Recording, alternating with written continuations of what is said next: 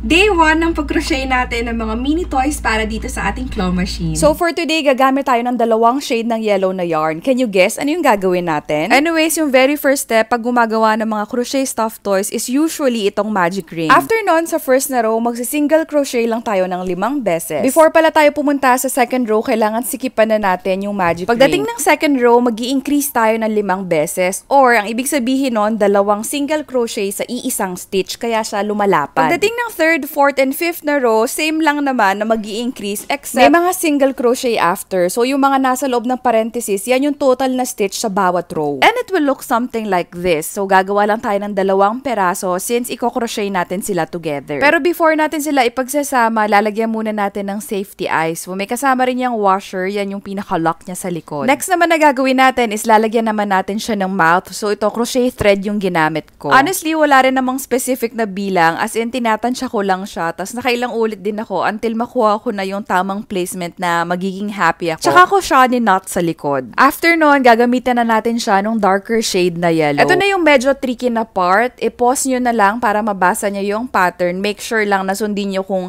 ano yung nasa same stitch, ano yung nasa second stitch, or next stitch. Real time din pala yung pag-crochet ko dito sa mga race. So, pwede nyo siyang sabayan. Ulit-ulitin nyo lang din pala itong mga race until makaikot kayo dun sa buong circle. And I'm sure by now, gets nyo na kung ano yung ginagawa natin. So, kung tama yung hula ninyo, comment kayo ng sun na emoji. Let me know din pala kung ano yung gusto nyo para sa day 2 natin ng pagko-crochet ng mini toys for the claw machine. Pag natapos na pala lahat ng mga race, ifa-fasten off na lang natin yung mga excess na yarn and ito na yung kinalabasan. So, tara, try na natin. Tingin nyo ba kakasya siya dun sa claw machine? I-try natin ilagay sa doll catcher or dito sa claw machine kung kasya ito.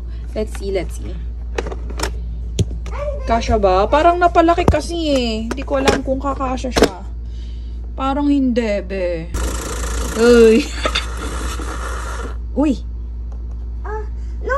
Ah, pwede! Uy, wait lang. Mahirap. Pero pwede. I got it. Bakit? Pero mga claw machine naman talaga na madadaya eh. Na hindi naman talaga makuha. Oh, isa na yan. Can I open the machine first? Why you wanna open it? Are you gonna put something? Yeah. On top. Go. So, gumawa ako ng mas maliit na version kasi hindi nga makukuha. So, ayan yung tsura. Also, biniliktad ko rin siya. Mas maganda ba? Okay, so take 2. Tingnan natin kung makukuha na. Baliktad ko talaga. Op. Mas kaya na siya. Pero hindi pa rin talaga kasya. Pwede na to. Nabubuhat na siya talaga. Oh, pwede na. Yee! Ayaw pa rin niya mag-shoot, pero andyan na siya. So, okay na yun. Accept din. Accept. Yay! We got it. Day 1, sun.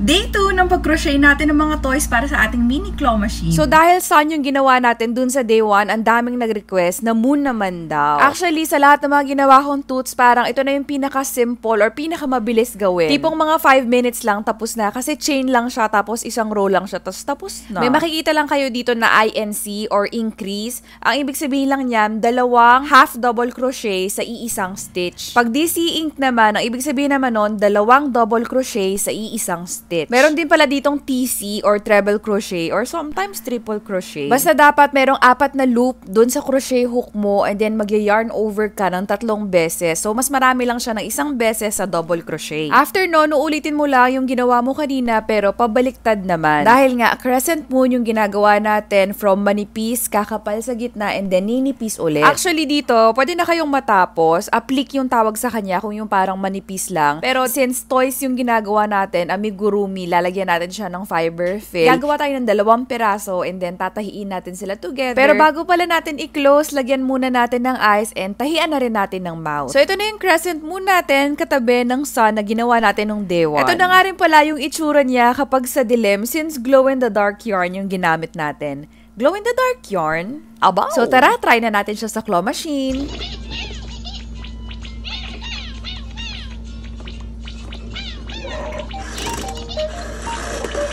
Yay!